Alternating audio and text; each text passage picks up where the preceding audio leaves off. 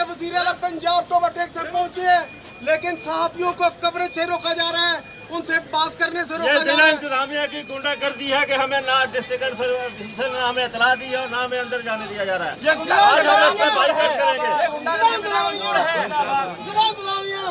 1 बजे सीएम का programme cancel हो जाता है। सुबह 9:30 बजे सुबह 9:30 नहीं सब प्रोग्राम अगर कैंसिल हो जाता तो हमारा भी कैंसिल हो जाना था। सुनो तो सही ना भैया, सुनते एक ऊपर अगली बात है कि मेरे होते मेरी बेइज्जती तो ना करें, अपनी भी ना करें, ऐसे अच्छा इंप्रेशन नहीं आता आपको।